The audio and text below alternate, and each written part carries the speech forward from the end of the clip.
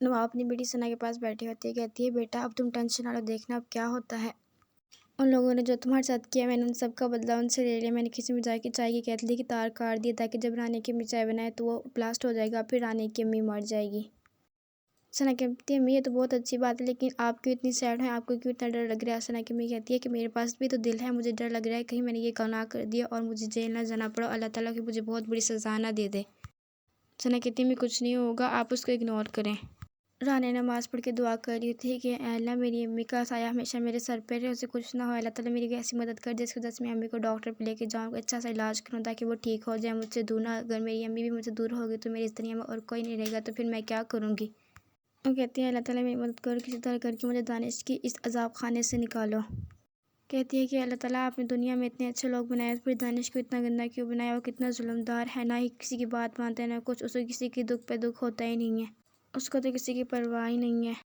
دانش رانی کے بارے میں سوچ رہا ہوتا ہے، کہتا ہے کہ میں اب رانی کے ساتھ ایسا نہیں کروں گا، وہ میری محبت ہے، میں اپنی محبت کے ساتھ ایسا نہیں کروں گا۔ اسے یہ کہتی ہے میں جلد سے یہ گھر بیچ کے کہیں دور چلے جاؤں گا، میرے لیے رانی امپورٹنٹ ہے کیونکہ میں اس سے محبت کرتا ہوں۔ کہتا ہے کہ میں اس کے بارے میں سوچ رہا ہوں اور اب صبح ہو گئی ہے اور اس کے بارے میں سوچ رہا ہوں کہ مجھے کیا کرنا چاہیے، مجھے رانی کو اس گھر سے لے کے جانا چاہیے کہ اس کو یہاں پہ چھوڑنا چاہیے، لیکن میں اپنی امی کی بات نہیں مانوں گا، اس کو لے کے جاؤں گا، ایک گھر بیچوں گا، یہاں سے بہت دور چلے جاؤں گا۔ تبھی دانش کہتا ہے کہ میرے سر میں درد ہو رہی ہے، میں جا کے تھوڑی سی چائے بنا کے پیتا ہوں، لیکن اس کو یہ نہیں پتا ہوتا کہ اس کی امی نے چائے کی کیتلی کی تار کاٹی ہوتی ہے، اگر وہ چائے بنائے گا تو وہ بلاسٹ ہو جائے گی اور وہی مر جائے گا۔ تبھی دانش کچن میں چائے بنانے جاتا ہے اور جب وہ کیتلی کو کھولتا ہے تو اس کے اندر چیزیں ڈالتا ہے، جب وہ اس کو چلانے لگتا ہے تو وہ پھٹ جاتی ہے اور دانش وہیں بے ہوش ہو جاتا ہے اور زخمی ہو جاتا ہے، بلکہ وہ مر جاتا ہے۔ حمزہ کی امی ابو کمرے میں بیٹھے ہوتے ہیں اور تبھی آواز آتی ہے، حمزہ کی امی کہتی ہے یہ کیا ہوا؟ حمزہ کے ابو کہتے ہیں حمزہ کیا ہوا؟ کہتے ہیں کہ وہ صبح ہی چلے جاتا ہے جاگنگ کرنے کے لیے۔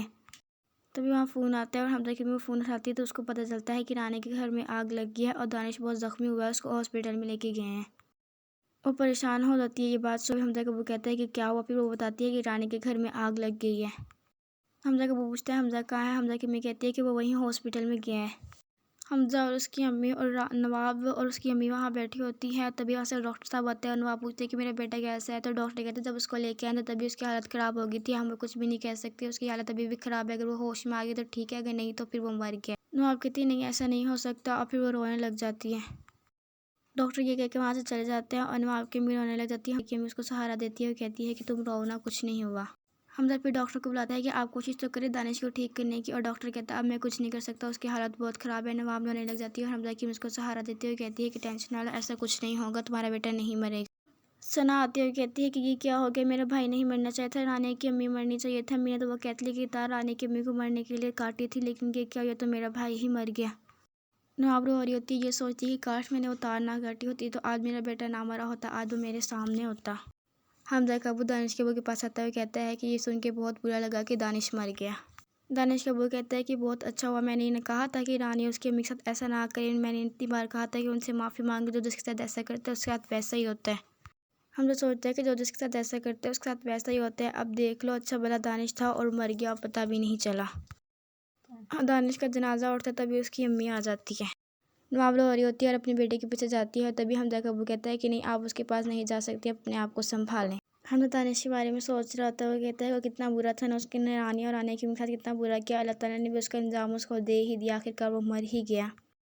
حمزہ کہتا ہے کہ مجھے دانش کے بارے میں ایسی باتیں نہیں کرنی چاہیے، جو مر جاتا ہے اس کے پیچھے ایسی باتیں نہیں کرنی چاہیے، لیکن جو جس جیسا ہوتا ہے اس کے بارے میں تو ایسی باتیں کرنی ہی چاہیے۔